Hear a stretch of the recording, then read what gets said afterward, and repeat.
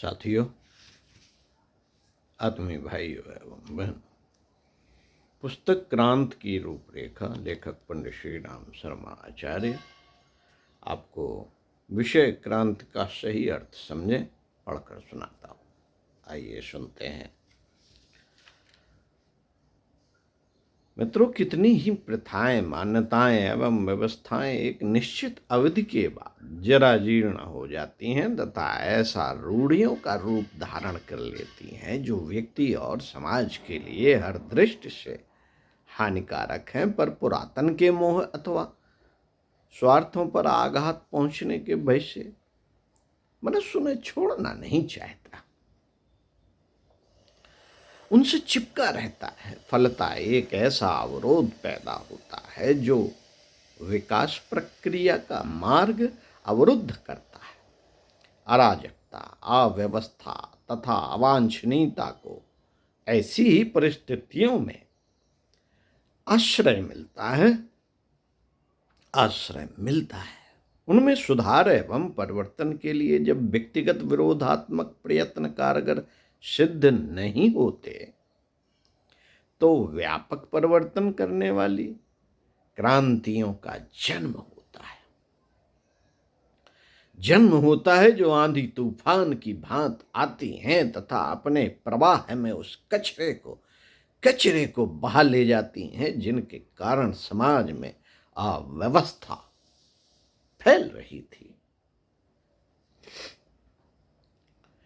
प्रयास संघर्षात्मक होते हुए भी क्रांति सृजन की एक ऐसी प्रक्रिया है जो उपयोगी मानवीय मूल्यों की पुनर्स्थापना एवं सुनियोजन के लिए आवश्यक है।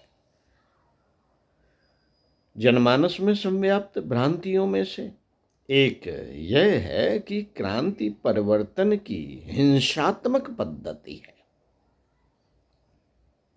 जनमानस में ऐसा विचार किया जाता है कि ये एक क्रांति का जो परिवर्तन है ये हिंसात्मक पद्धति है। क्रांति का स्वरूप हिंसात्मक नहीं है, ये मान्यता गलत है। क्रांति का स्वरूप हिंसात्मक नहीं है, जैसी कि मान्यता अधिकांश व्यक्तियों के मन में बनी हुई है। क्रांति का अर्थ है वैचारिक परिवर्तन की एक ऐसी प्रक्रिया जिसमें जन चेतना अनौचित्य का विरोध करने, छोड़ने तथा औचित्य को अपनाने के लिए विवश हो जाए।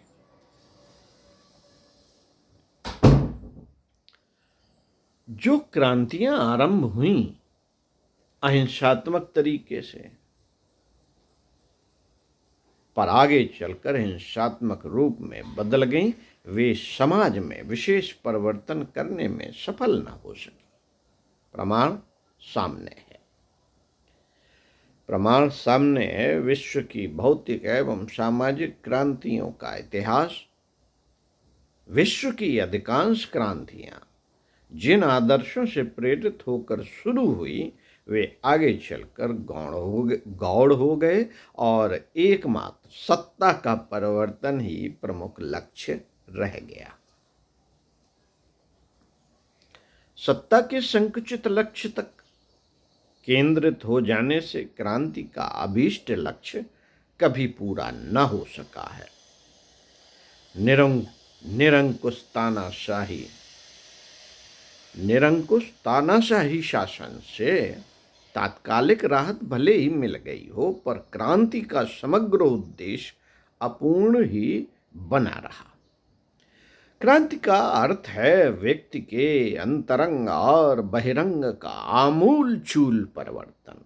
एक ऐसा परिवर्तन जो मनुष्य समुदाय को परस्पर एक दूसरे के निकट लाता तथा बांधता हो।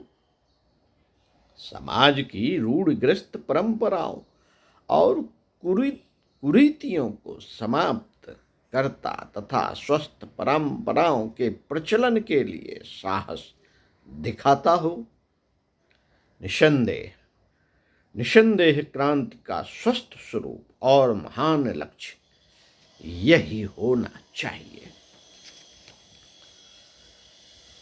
साथियों, फ्रांस, इंग्लैंड, अमेरिका, रोम तथा रूस की प्रख्यात क्रांतियों के बावजूद यह नहीं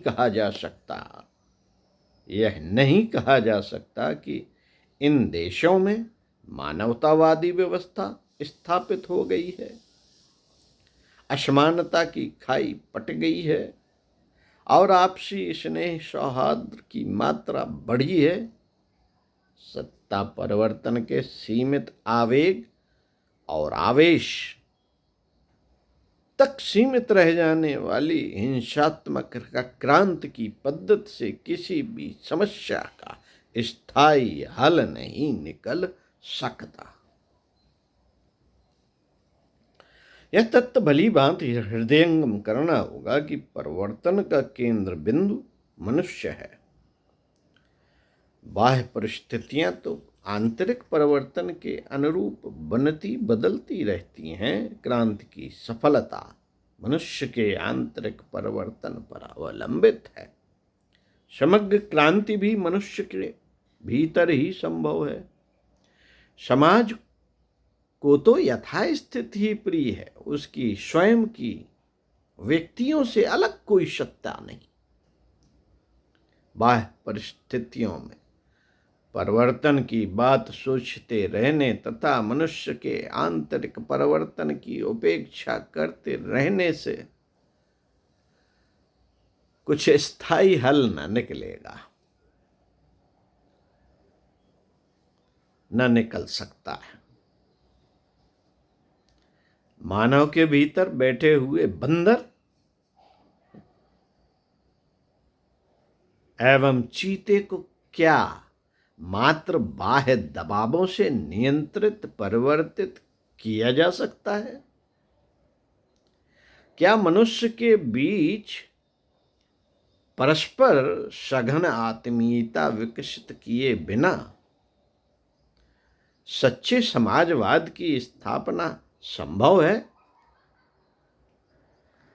हमें स्थायी परिवर्तन के लिए एक ऐसी आध्यात्मिक क्रांति का श्री गणेश करना होगा जो अहिंसात्मक हो, वैचारिक हो तथा जिसका लक्ष्य संपूर्ण विश्व हो, न कि सीमित व्यक्तियों अथवा एक समाज का मात्र परिवर्तन।